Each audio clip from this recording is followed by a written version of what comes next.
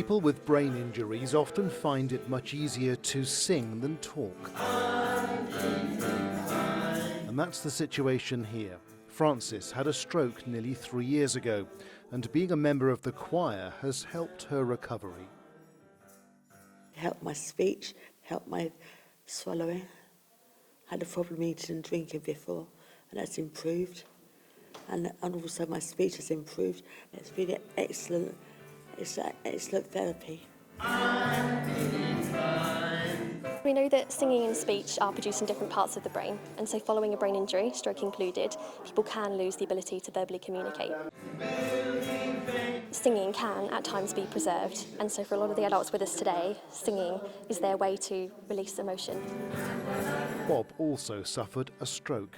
I can sing pretty well.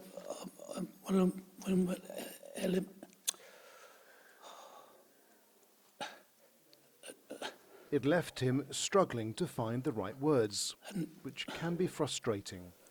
Is it easier to sing than to talk? Yeah, a lot easier, a lot easier. It's lovely to stand next to him and hear him singing, because I know he's happy and he's looking happy when he's singing.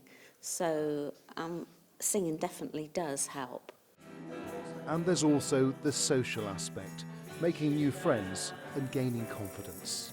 Richard Slee, ITV News, Bournemouth.